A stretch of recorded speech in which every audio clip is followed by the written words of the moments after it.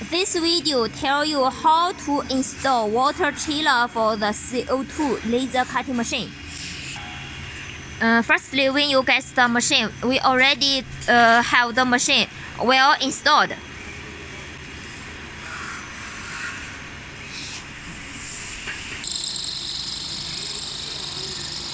This black one is called air pump. You need to join it here.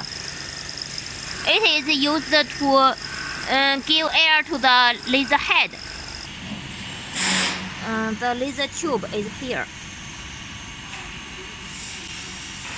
Firstly, you need to join the water chiller with electricity.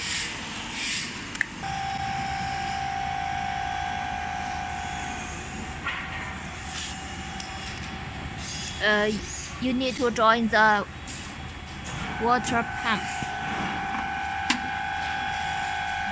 electricity.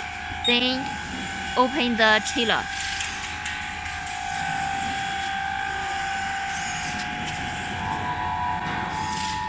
Water chiller is for cooling the laser tube.